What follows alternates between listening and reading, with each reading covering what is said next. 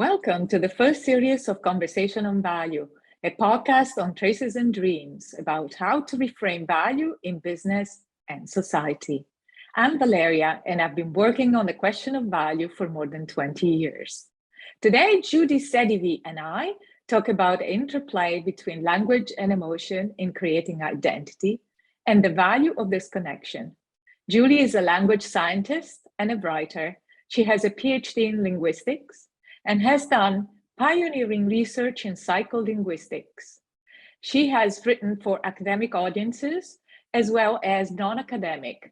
Her latest book is Memory Speaks, where she explores multilingualism, identity, and language loss.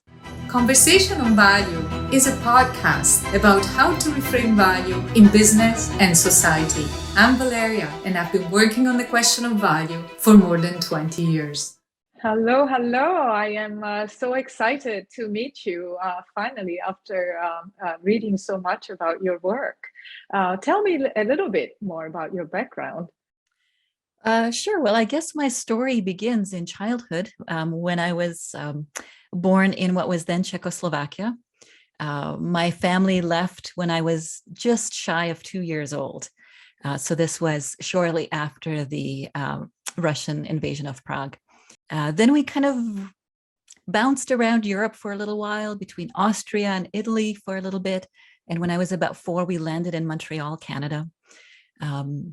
So I was exposed to many different languages in childhood, with just one environment after another.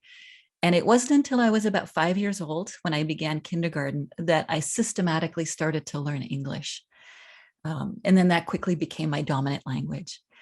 But I think this exposure early in my life to language really sparked an interest and an awareness of language that persisted. So when I went to university, I studied linguistics.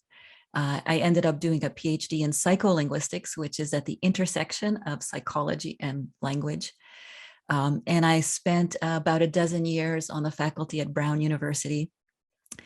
And then at some point, I decided to shift gears a bit, and I felt that I wanted to spend more of my time writing, including writing about language for non-academic audiences.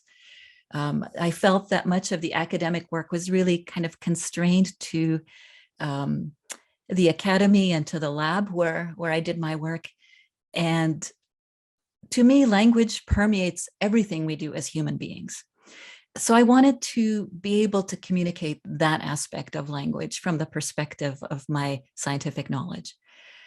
So I kind of gradually shifted over into a persona as a writer more than as an academic.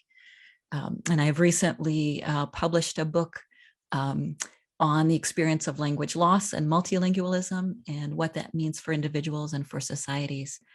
And I'm currently working on completing actually a book of essays that kind of chronicles the unfolding of language in a human life, is how I describe it. That sounds really interesting. Now, one aspect that really you said or wrote somewhere that when you learn a language, you gain a soul, and you have experience with multiple languages. So I wonder if you could color a little bit that comment. Yeah, so interestingly, that's a proverb that is attributed to Czechs. Ironically, I've only ever heard it in English. I've never heard a Czech person say this.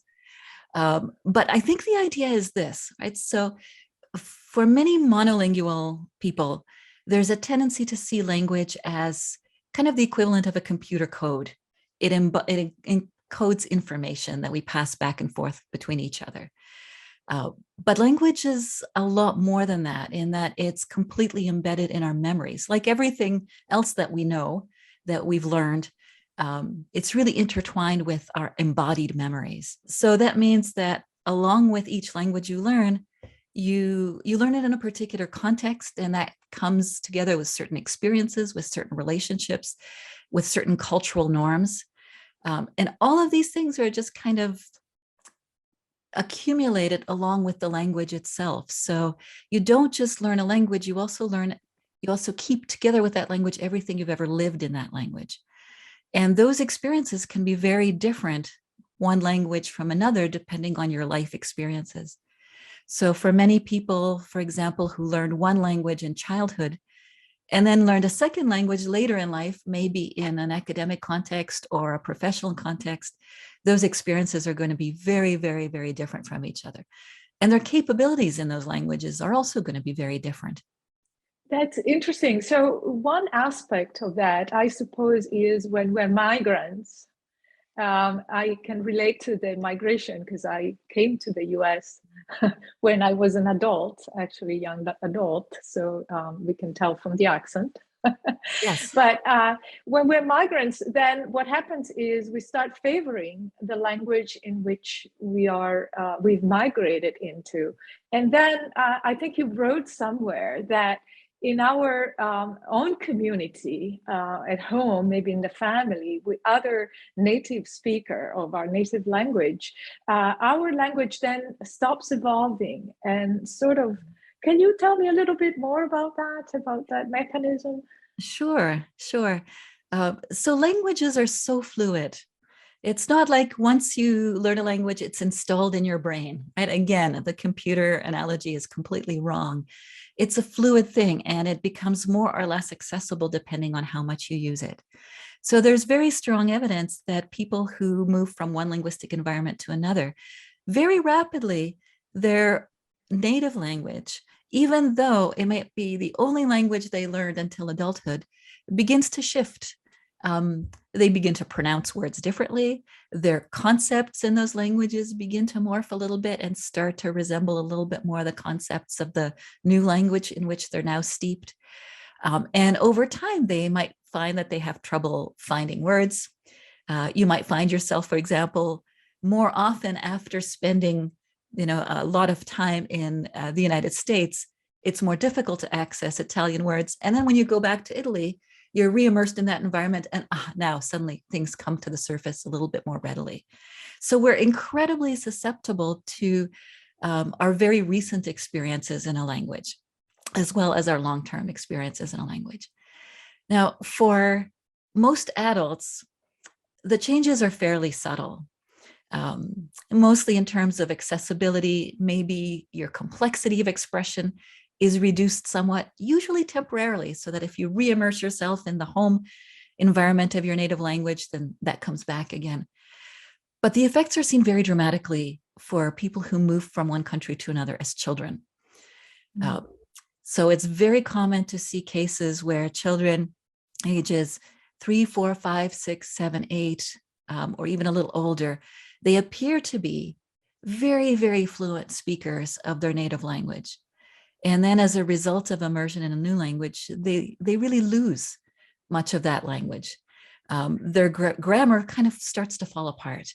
And that was certainly my experience moving at the age of 4 to Canada. We still spoke Czech within my family for some time. And then once we started school in English, that shift happened gradually into English more and more. And I discovered in my late teens and early adulthood that my expressive capabilities in Czech were really very poor, and my grammar was horrible. Czech has a very complex grammatical system, and I was not in control of it anymore by early adulthood. But so is that mechanism connected to identity then? Because a child becomes more involved with their external environment. And so emotionally, they feel that they want to belong more to that environment. Tell me more about that. Oh, very much so. So children are so attuned to the idea that language is a marker of identity. And for humans, it seems to be a really, really powerful one, for good reason, biologically, right? Here you are, you still speak with an accent, even though you've lived in the United States. How many years now? Oh, a long, long time. Okay, a long time. We won't specify, but that marks you immediately as someone who grew up and was raised in a different culture. That's immediately perceptible in a way that we can't as readily perceive from something like facial features or even skin color. People with the same skin color might have come from a number of different places. Their life experiences are not as readily seen in their physical characteristics as they are in their language. So there's good reason for us to take language as a sign of who you are and where you come from. And children seem to be really, really attuned to this idea that language marks group membership and identity. And there are these fascinating studies that have been done with children in the United States that show that children see language as such an essential part of a person's identity that they find it more easy to believe that a Black person could grow up to become white, that a Black child could grow up to be white, than that a French-speaking child could grow up to be an English speaker. Obviously, this runs counter to reality, but this speaks, I think, to the notion that children have this perception of language as being really closely tied with group membership and with identity. And it's certainly the case that once they hit school years, they begin to mold themselves very quickly to the language in the environment around them and to the language of their peers. So, notice that children of immigrants do not retain an accent, even though their parents speak with an accent. They are molding themselves in line with the English that they hear by native English speakers. They know the difference. They have implicitly understood that their parents speak a version of English that is not part of the mainstream. So even though they might hear a tremendous amount of English from their parents, that's not what they pick up. They sound like the environment around them. So it's a very powerful drive. Yeah, that's interesting because English is not the US official language, but clearly, right, the cultural environment is one as such.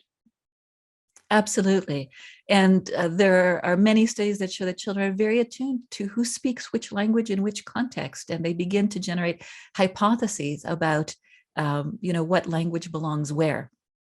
I have very clear memories as a child of being aware that Czech belonged in the home, and pretty much only in the home, and English and French, to varying degrees in the environment where I grew up, belonged in the outside world. And certainly English belonged in the academic world for me because I was schooled in English. And those are very firmly embedded. And you have the sense that it's very anomalous to hear a language in the wrong environment. When I went back to the Czech Republic for the first time as a young adult, and I arrived by train in Prague, pulled into the train station and heard Czech being spoken over the loudspeakers. This was a surreal experience for me because I had never in my life heard Czech spoken in any official capacity. So it really sounded as if one of my brothers or uncles had just, as a prank, grabbed the microphone and begun speaking this special family language over the microphone. And it was such a moving experience to hear Czech as a public language. And I think that speaks to how deeply I'd internalized that separation. So I think that something else that you said about languages being the vehicle of our lives really resonates with this whole idea of belonging and being appropriate and understanding different contexts. Yeah, absolutely. So there are some studies that show that depending on which language people are using, they orient to the world quite differently. So as an example, when people from cultures that are less individualistic than English-speaking cultures are, when they use that other language, say an Asian language, for example, they are more likely to narrate experiences using pronouns like we rather than I. They orient more towards expressing shared values as opposed to individual values and aspirations. There are studies that show that people complete personality tests differently depending on which of their languages they're using. There are studies that show that they're perceived by others as behaving differently and as having different character traits, again, depending on which language they're using. So, the way that many multilingual or bilingual people express it is that they feel they have slightly different personalities or selves in each of their languages. And this is borne out by quite a bit of evidence. And yeah, I think it reflects the fact that language is not just about information. It's really tagged with all of those rich experiences in which we've lived that language. So as you became an adult, right, and reconnected, you talk about this in Memory Speaks with the Czech language, because you wanted to reconnect with your father and his memory and your roots.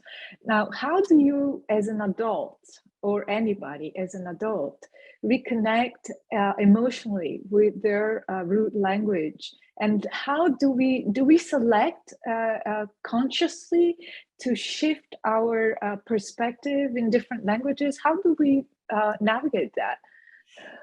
Well, I think I can speak in detail about that only from my personal experience. I don't know that there are really rich studies that look at the ins and outs of how people navigate these. There are certainly studies that show that people who integrate their different identities generally are healthier and do better in life than those who keep them separate or suppress one or the other. But in terms of what that feels like and how that's done day by day, I think that will vary from one person to another. For me, the experience of reconnecting with Czech as an adult was very strange in that the emotion comes for free in Czech. It's such a richly emotional language for me, but my adult capability in it is quite limited. So in some sense, I feel like I'm thrown back into a state of childhood when I use the language. And, sometimes that can be frustrating because I can't always express my political views in a very articulate way when I'm speaking with my Czech family. And I often tell them, I'm a little bit smarter in English than I am in Czech because my intellectual capabilities have been developed in English and not in Czech. But the emotion is always close to the surface. It's easier for me to feel tender and to access a rich emotional connection with my relatives if I'm using Czech than it is in English. In English, it feels like there's a little bit more of a distance. But there's, this complexity where when you return to a language as an adult, you belong to it in that you feel it as part of your deep, deep experiences. But at the same time, there's a feeling of being an outsider as well. You still make mistakes in the language often if you had that experience of arriving in a new country as a child and having your native language become degraded. People treat you a bit as an outsider because you're making these ridiculous errors that a 4-year-old wouldn't make. And you have lost a sense of continuity with that culture because you've got a gap in your experience. So it's this strange mixed experience of intimacy and closeness and distance and barriers all at once that can be disconcerting. But from my perspective, also very interesting and very rich. And of course, being that I'm a linguist and a writer, this is all material for observation for me. So I enjoy that experience quite a bit, despite the conflicts involved. So certainly this is really a cultural question, isn't it? Because that's where the value is embedded, and that's where the perception emotionally, right? We reconnect to those perception, and then we have, those gaps and instances. I was thinking as you were talking about whether it makes a difference if we start reading and listening again in the native language, and does reading fiction, for example, make a difference? Like, is the narrative can the narrative make close the gap between us and emotion? That's such a good question. For me, it certainly has. So that's one of the things that really shifted when I began to reconnect with Czech as a language. That was sparked by a long visit I had back to my family's village in the Czech Republic. But when I came back, I retained a habit of listening to podcasts in Czech and reading more in Czech as well. And that has been really powerful. And I often have the experience, I'm out for a walk listening to my Czech podcast and listening to an exchange on the radio that just strikes me as so familiar. And I remember, oh yeah, this is how Czechs interact with each other. And I'm immediately kind of brought back into that space. And since I've reconnected to the language, I find it much easier to flip outside of a North American perspective and to activate, sometimes more deliberately, a set of Czech values or alternative values. I'm reminded a little bit more that there's more than just one way to view the world and more than one way to see the right way to live. And those perspectives are more readily accessible to me now that I'm much more frequently immersing myself in the language. Yeah, I think that is one of the very powerful benefits of retaining a heritage language, is retaining that complexity of identity and that ability to switch between perspectives, and to look from an outsider's perspective at the dominant culture in which you live, which I think is extremely important. I think this is probably the vital part of what you've been talking about. The ability to have to access multiple viewpoints and multiple sets of values, and perhaps as an adult to counterbalance and have that conversation inside. I feel that it would be beneficial to study a second or even a third language from an early age. What are your thoughts on that? Oh, I completely agree. I couldn't agree more. I couldn't agree more. And all the better if it's a language from a culture that is quite distinct from yours. Yeah, no, this is a constant frustration for me, the way that in North America we have a tendency to see language instruction as something that should happen later in life rather than early in life. And I've come to believe that perhaps that practice exists in part because there's an underlying unspoken and sometimes spoken sense of threat of languages that are entangled with our early childhood experiences. I think there's a little bit of a fear that if children are brought up in multiple languages, then they will identify with those other cultural groups in a way that many monolingual English-speaking North Americans might find threatening. So I think, ironically, the presence of a language in childhood allows you to connect deeply with the culture. This is something that many people fear. But I think that fear is based on a false premise. And that premise is that your strong connection to one language and culture is going to diminish your connection to the mainstream language and culture. And all of the evidence suggests that there's so much pressure and so many incentives to connect to the mainstream culture that that's not really ever what's under threat, that is, firmly in place. You must be able to participate in the dominant culture. All of the motivation is in that direction. And it is absolutely possible to retain connection to another language and culture without in any way diminishing your sense of loyalty or your sense of pleasure in speaking English, for example, or your competence in speaking English. In many cases, that can be enhanced. And that encouragement of a multiple identity, I think, is especially important in our current age, where we see people kind of pulling apart into separate, simple groups. I think the oversimplification of group identity is one of the most pressing problems in our society right now. And if we can encourage individuals to feel that they can belong to multiple groups, they can simultaneously hold conflicting perspectives and work within themselves to negotiate between them and resolve them, then I think this is such a powerful antidote to the polarization tendencies that we're seeing in our societies right now. So yeah, absolutely. I could not agree more that the benefits of learning language early in childhood and in a way that is very richly connected to the culture of that language is massively beneficial. Yeah, now you live in Canada. So do you see, I know Canada has also the Quebec region where there's French and English. Do you see that happening? Do you see that shift even there? Yeah, so it's Canada is very interesting because officially Canadians will say that they're very multicultural, and it's part of the national identity to see ourselves as very welcoming of other identities. In practice, when it comes to language, I don't see that much difference between Canada and the United States.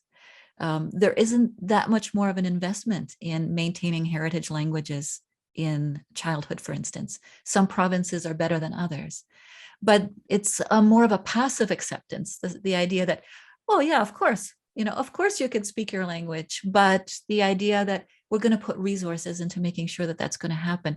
That is a little bit more difficult. Quebec is an entirely different beast because English and French are, in a sense, competing dominant languages. As a result of the language laws that were put in place beginning in the 1960s and 70s, French has been elevated to the dominant public language.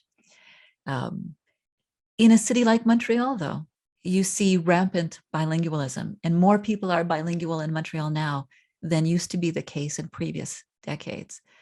And that's really the place where I see this, what I think of as a beautiful negotiation between languages. And most of this, I think, happens really in ways that involve very little, if any, conflict. You know, it's very typical when you meet someone for the first time, you kind of feel out where they are in terms of their language capabilities. People are often very generous in shifting into the language that they think the other is more comfortable in.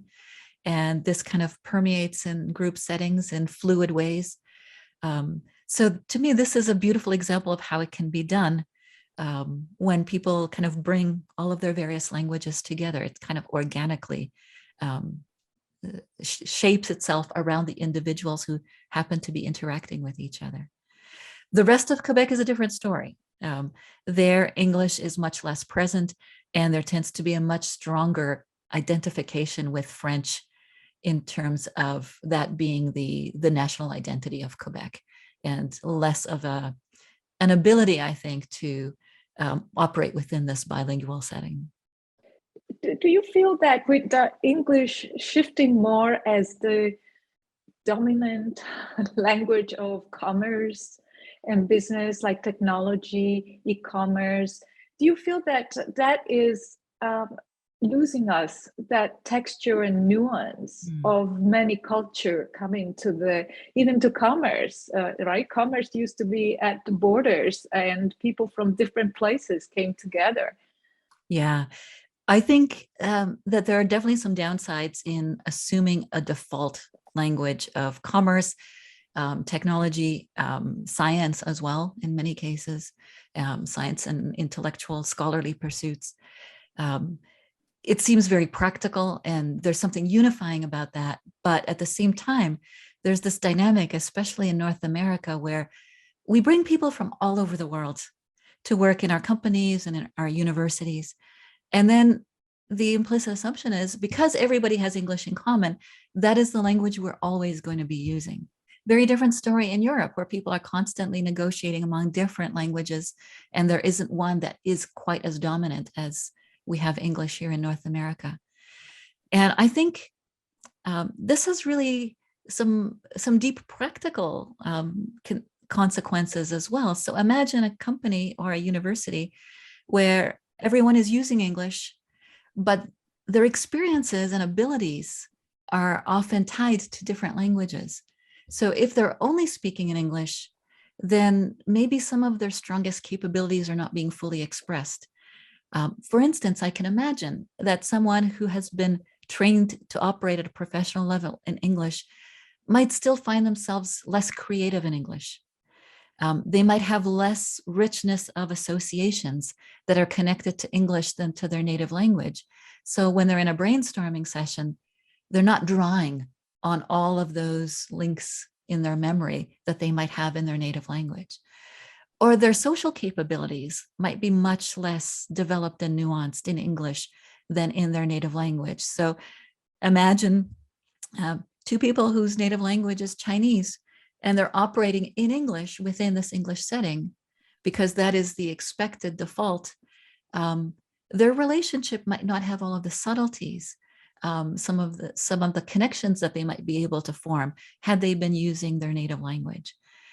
So I think we're, by assuming that all languages are interchangeable, much as a computer code might be if you can achieve certain results, we're really missing that people are leaving some aspects of their competencies and experiences behind. This is interesting because we're on a tail end of a global pandemic where everybody has been working from home. on Zoom, like us right now, right? And so we've already flattened individuals to 2D dimension, and by using just one language, it feels like we are missing this tremendous power. Yeah. Yeah. Yeah. Flattening, I think, is an excellent word for it. Something gets flattened when we use a single language that denies all of the experiences that people bring with them. Yeah. Yeah. And their emotions too, and their emotional connections and reactions. One thing that you wrote about in Memory Speaks is that we only realize the value of something when we lose it. Are we down that path? Are we too late, or what can we do to start becoming more aware of this richness that we're missing? Not too late for most languages or most people. There is a really pressing concern, though, that for many languages, this dynamic of being overtaken by a dominant language is resulting in the extinction of many languages. That's a very pressing concern in Canada and the United States with Indigenous languages, for instance. We used to have such a rich linguistic base on this continent that much of which has disappeared or is disappearing. So it is too late for some groups, unfortunately, in some languages. For those for whom it's not too late, I think it begins with recognizing the value and pushing against the prevailing norm that it's always easier, it's always more efficient, it's always more socially smooth and less conflictual to use a single language. I think this notion that we avoid conflict if we use a single language is very deeply embedded. And it's true that there can be more friction to maintaining multiple languages. And it's true that it takes a considerable amount of effort for an individual to maintain their capabilities in another language.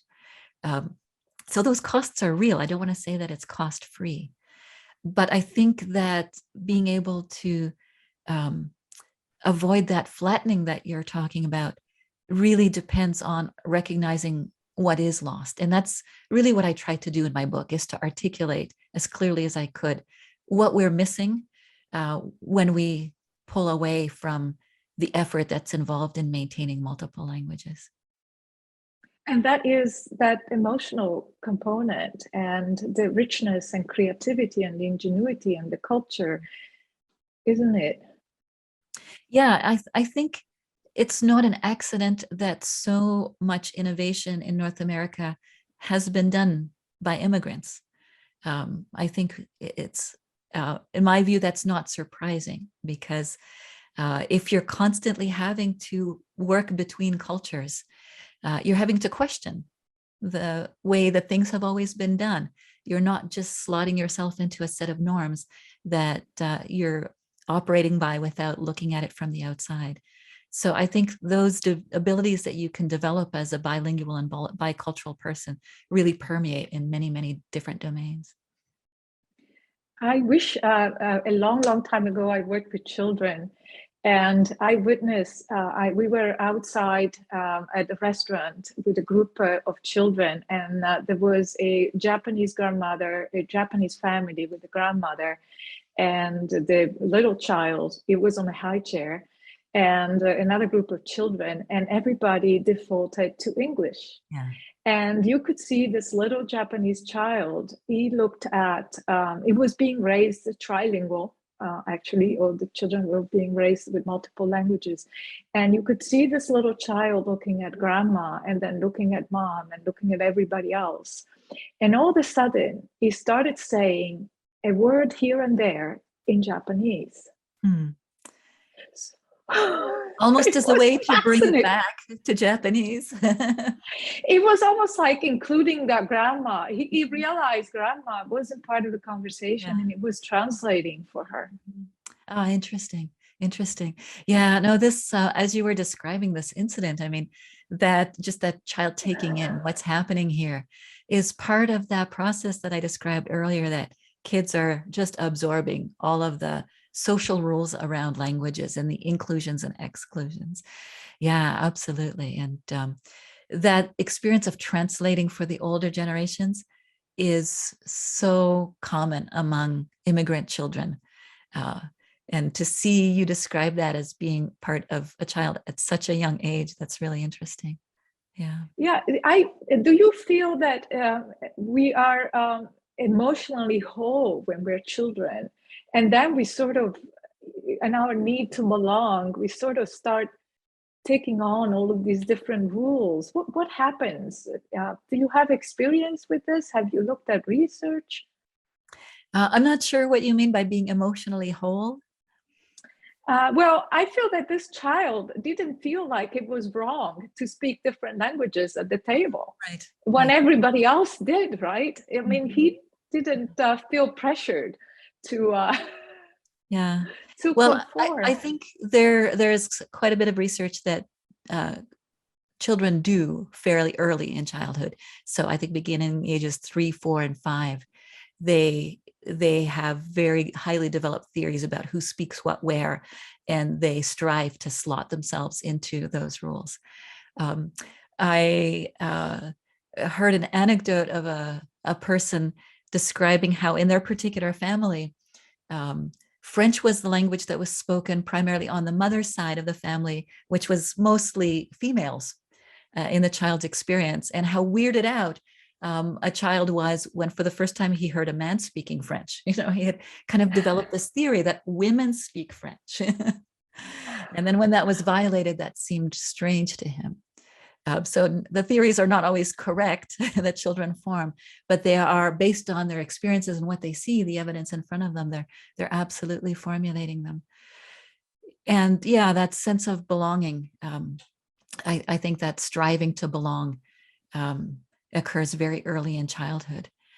In terms of emotional wholeness, I think the consequence is a separation from certain aspects of yourself and from certain relationships. I mean, we see this absolutely rampant in second generation immigrants, is that they become disconnected from their families and the older generations within those families. So talk about losing a sense of wholeness. If you can no longer speak with your grandmother, that is an incredible hole in your experience as a human being.